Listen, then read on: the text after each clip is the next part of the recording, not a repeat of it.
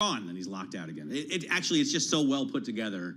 Your editor deserves a shout out too. Yes. Yeah, it is definitely very visually pleasing. So I would definitely recommend going to Bloomberg.com, scrolling around on it, and just a great piece of reporting.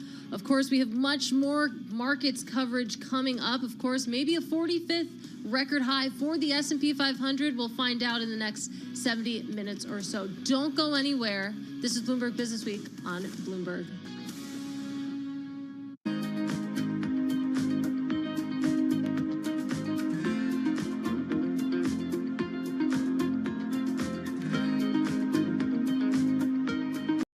The election is the major one, but everything that's going on in the Middle East, crazy moves in China, even the push and pull of economic data changing, the expectations coming out of the Fed, and we have earnings season. I think going into the election, there was a general thought that you can wait towards the end, closer to the election, to get your volatility exposure.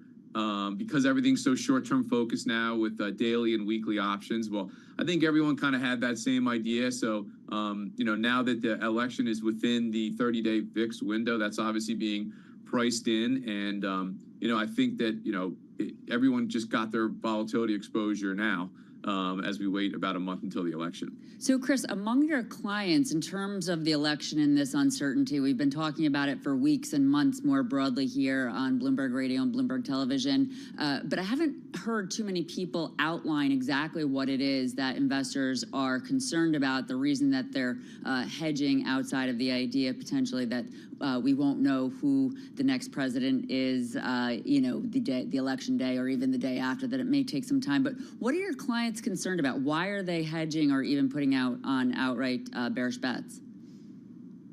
I think it's geopolitics. I mean, that, if you think about the election, one administration, we know they're the current one. Donald Trump's already been president once. I think that, maybe some of the election volatility is getting swept up in other things that are going on, particularly in the Middle East. So, we've been asked a lot about, who's positioning for what are the election trades that we're seeing out there. And up until recently, it's really been hard to find and hard to pinpoint.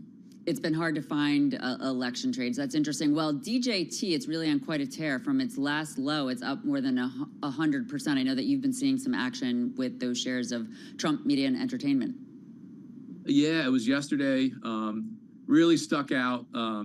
Buyer of 50,000, November 25, 35 call spreads. Obviously looking for a big move higher in DJT. Now, who knows exactly where the stock goes, after the election. But if you really think it's a 50-50 chance for the election and this call spread is paying out 3-1, if you think that DJT will continue to move a lot higher if Trump were to win, then obviously you like those odds if it's a 50-50 chance and you're getting paid 3-1. So out of curiosity, have you heard any of your clients or anyone there at Susquehanna say that DJT is really a pure play way to look at the election, that when it goes higher, it's the market's way of saying that he could win or will win? And if so, why?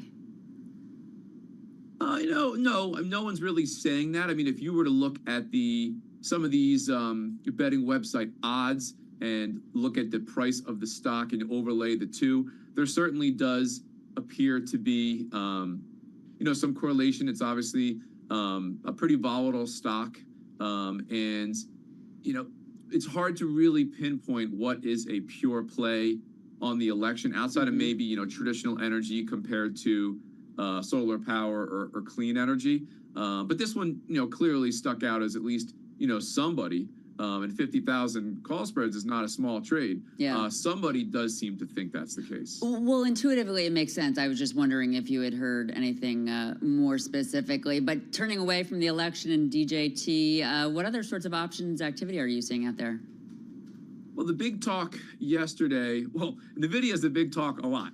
But the big talk yesterday was we typically see a lot of real near-term option trading in NVIDIA. Yesterday, it was out in March. Next year, obviously, around 300,000 calls were traded, maybe 40 to 20 delta-ish, and certainly had a big impact on volatility levels. As much as NVIDIA volatility, the options are relatively expensive. Compared to recent history, the upside calls that were being purchased here are not as expensive as they have been, and in relation to the downside put. So kind of meaning investors are a little bit more worried about, at least the way the options are set up, downside in NVIDIA compared to upside, compared to what we usually see. And this huge call buyer is taking advantage. Interesting stuff for sure, as always. Chris Murphy, Susquehanna, thanks so much for joining us on this Friday for Options Insight. Katie and Matt, back to you. All right, Abigail, thanks so much. Abigail Doolittle there, giving us our options insight. When we come back, we're going to speak with Brett Keller. He's the CEO of Priceline, and they have a new tool that you can use whenever you're planning a trip. It's AI, of course. Obviously, it's AI, but it'll talk to you. You can talk to it, too. In fact, it's not an it. It's a she. She's called Penny. This is Bloomberg.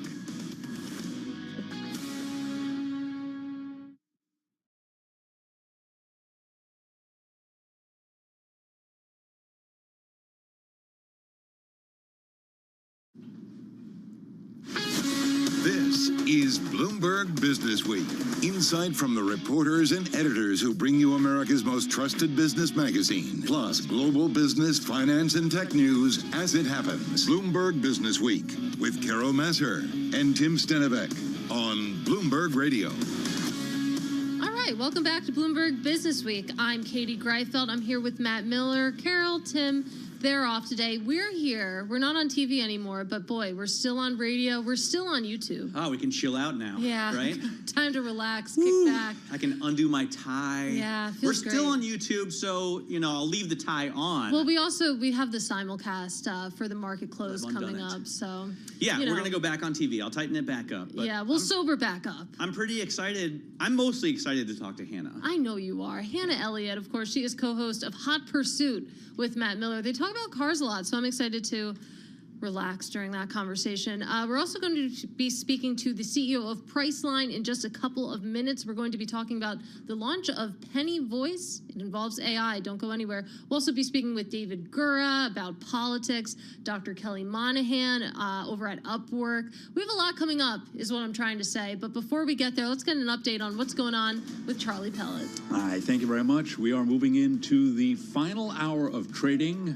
What a week this has been. We do have the S&P trading at a record, on track for its 45th record of the year. Also, we're on track for the 5th straight week of gains. S&P 500 index up 36 right now at 58.16, a gain of 0.6%. The Dow up 376, up by about 0.9%. Records on both. We've got NASDAQ up 74, a gain right now of just about 0.4%. The Russell 2000 index, though, the outperformer, up now by 1.8%. 10-year 4.07%, with a 2-year 3.94%. Spot gold up $29 the ounce, up 1.1%, and West Texas Intermediate crude slumping 0.4%, 75.53 for a barrel of WTI. Bottom line, we got records for both the Dow and the S&P. Bank stocks are surging. As for the market backdrop, Katie Kaminsky is Chief Research Strategist at Alpha Simplex Group. If earnings are coming in strong, that is going to be another positive signal that the economy is resilient. But CPI numbers and some of the claims numbers this week have made people, and even the comments about potential pause, I think is blending the message to investors right now. Katie Kaminsky of Alpha Simplex. Let's talk bank earnings. JP Morgan Chase up 4.9% right now. Wells Fargo up by 6.2%. Also out with earnings, BlackRock up 3.8%. And shares of Bank of New York Mellon, they are trading lower now by about 0.4%.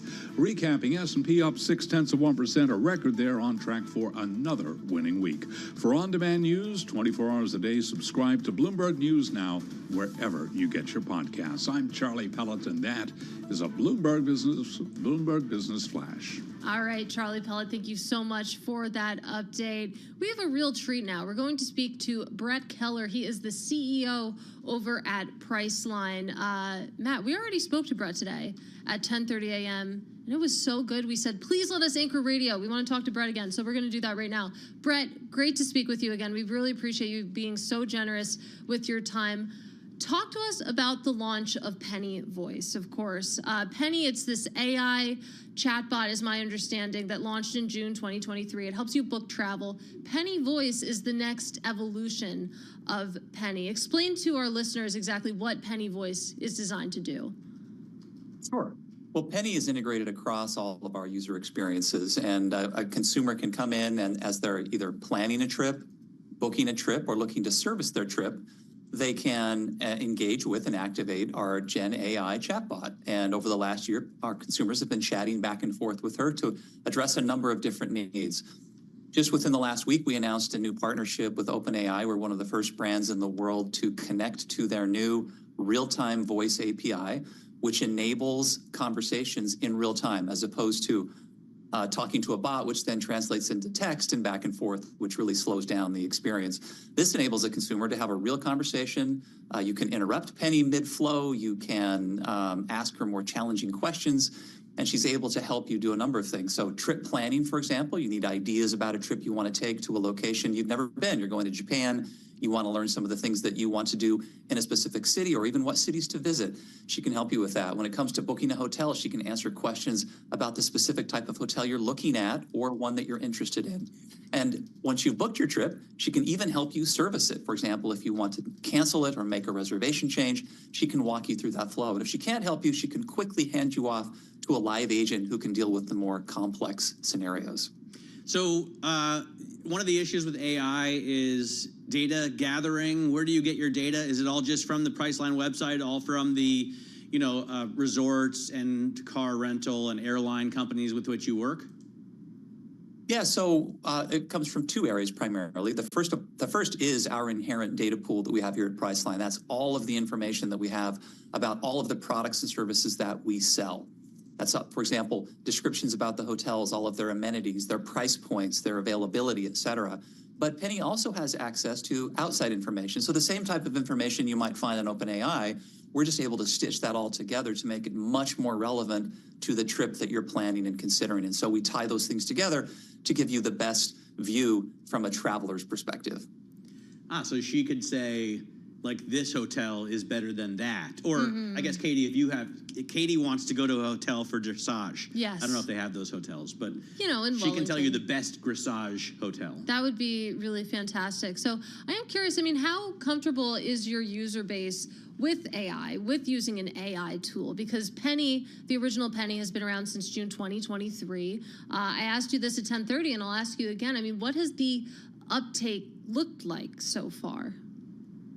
Sure. Well, like any new technology, you have your early users and early adopters, and that's what we're seeing now, right? Those who either really aren't comfortable with everything that we offer in an online environment, that might be one set of consumers, and those who are just early adopters and really want to engage with the technology, I'd say that's another set of consumers.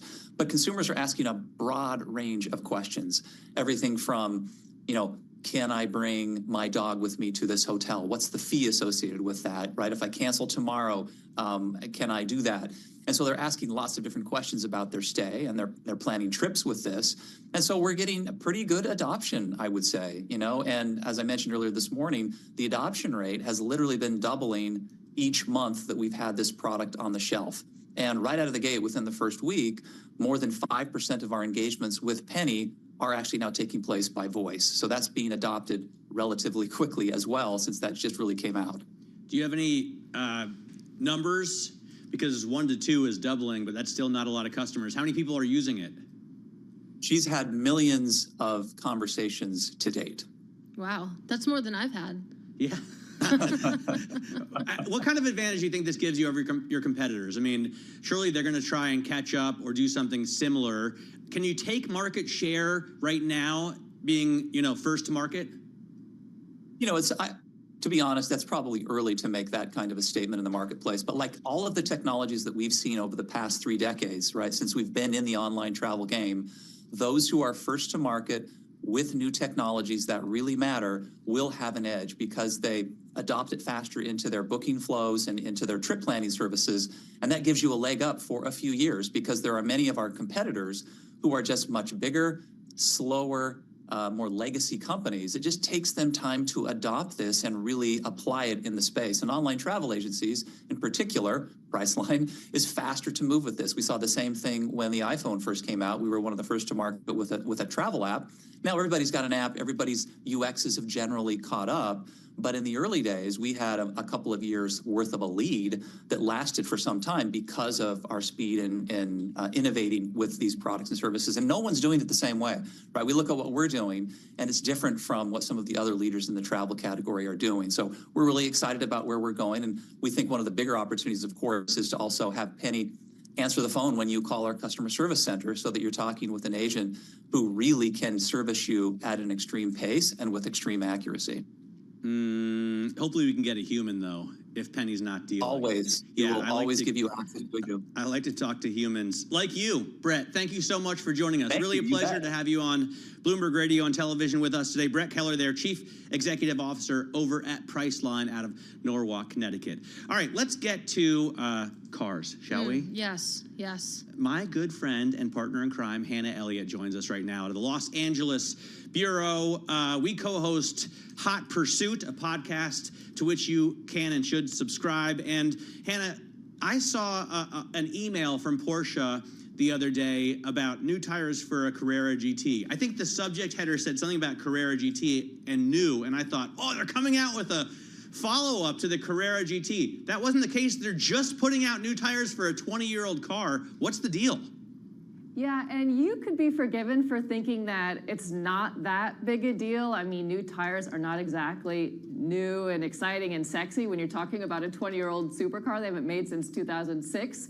But actually, it's a really big deal because it comes on the heels of a stop driving order that owners of the Carrera GT have had to endure since April of 2023. Porsche put out a recall on all 1,270 of the Carrera GT supercars and said there could be some issues with the suspension. Now, there were no issues reported with the suspension, but Porsche was concerned there could have been. So they put the stop driving and the recall orders on the car last year and said, we'll try to get you parts when we can. Parts started being shipped in September, this past month, for the cars, and Porsche, as a way to sort of sweeten the deal, has said, we've also developed these new tires with Michelin, and we're gonna give you a set of those 4 tires for free. So it's kind of a nice package.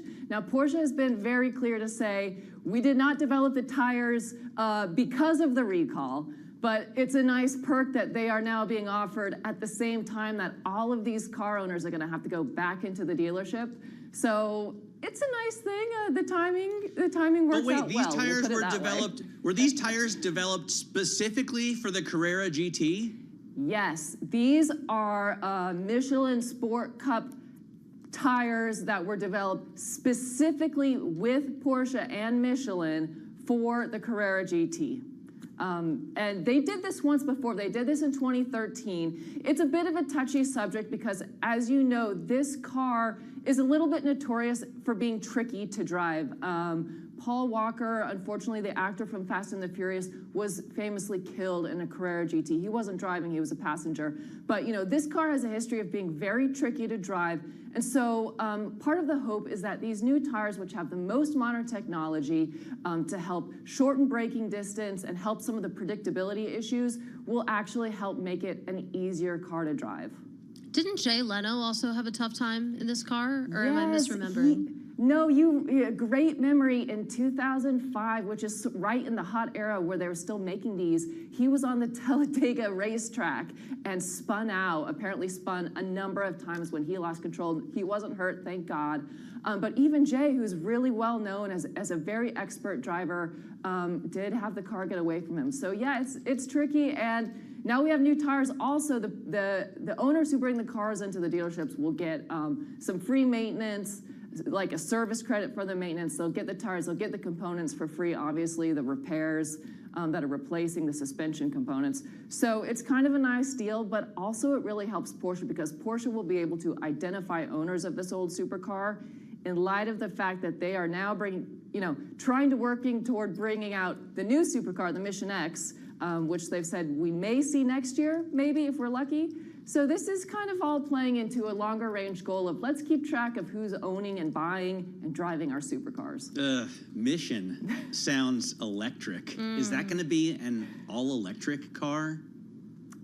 Porsche has said it will be an electric car. Now, I don't know if that is 100% for sure going forward. I might have heard some rumors that maybe that would change. It would almost make sense to make it a hybrid. Of course, the 918 Spider is a hybrid. Matt, you and I have talked about that car. That's a lovely supercar from Porsche. I love it.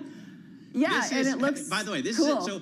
I was messaging Hannah earlier because in her story about these new tires for the Carrera GT, she says the Carrera GT is Porsche's last great supercar, and I instantly thought, what about the 918? I mean, that was a great supercar, but.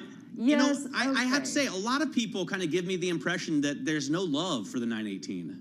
The 918 is just a different animal. It's a V8 hybrid, while the Carrera GT was a V10 rear-wheel drive, 6-speed manual car. It just had all of the things all the old-school car people love. It had the roar. It had the element of danger, the unpredictability. The 918 Spider is a lovely V8 hybrid that a lot of people, I've driven it, it's a lot easier to drive, it's a lot more manageable, so I think that's why it doesn't have this massive reputation that the Carrera GT has. Plus, I will say, prices of the Carrera GT in the aftermarket are really high, approaching $2 million, so it's a very expensive car. I was looking for a 918 on Bring a Trailer. I don't think one has been sold on that website, at least since 2022.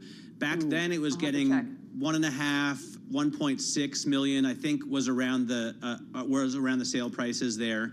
So, not as much as they were, 10 years ago when you could only get one for 3 or 4 million. But do you care about Porsches? I mean, I love Porsches, but I only really know like the 911. I know that I want a Porsche SUV once I get there. But yeah, that's. You guys aren't very the relatable. 911. I gotta say. I have to say, the classic Porsche. That's all you need to know. You just need to know the Porsche 911. This is the classic, the jewel in the crown, the real iconic Porsche that they've made since 1964. I mean, what more do you need to know besides that? I would like a Cayenne, one day. Oh, sure. Hannah, I have a Genesis right now, the GV70, cool. And I've heard it compared to the Porsche Macan. I've heard that that's the competitor that the Genesis is trying to gun down. But that's my extent of Porsche knowledge. It's a very successful and well-received car. I have to say, the Macan is the best. Well, I was going to say the Genesis. Genesis. Are you talking about the Genesis? Yeah. Well, I don't know. The Macan is the best-selling Porsche on the road. It outsells even the 911. I just saw numbers for Q3. Porsche North America sold almost 20,000 units in Q3 in North America, and the Macan was about 6,000 of those. Wow. So it really has the bulk of the sales. It's a great car. That kind of surprises me. I think the Cayenne looks so much cooler, but I guess the Macan, it's a little bit smaller. Maybe it's more functional for pizza people. We only have 90 seconds left, Hannah, and it's a Friday afternoon. Well, I was going to ask, did you see how badly Taycan sales did in China? Are you asking me that or Hannah? Well, I mean, either one of you. Hannah, I didn't. Taycan sales dropped by half in China in the last quarter. Porsche doing very badly in that market. I guess it's not a market that they're as focused on anymore. Porsche, like a lot of other automakers, has struggled in China this year in particular, and Taycan in particular is due for a refresh. So part of those decline in sales, which applies to North America too, is the fact that they're bringing out some refresh and updates in the next few months. So people who know that will hold off on their purchases and leasing until we get the new product.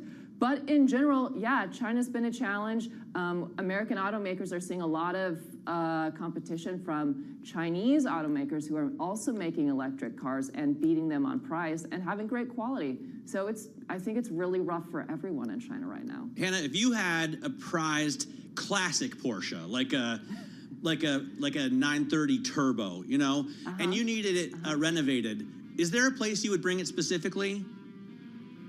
You know, there's a shop called TRE in California, TRE, and it's run by a man named Jeremy Cottrell, who does a great job. So shout out to TRE in Los Angeles. All right, Hannah Elliott. She co-hosts the podcast Hot Pursuit. It's a fantastic podcast. I recommend you download it on Bloomberg.com, Spotify, or wherever you get your podcast.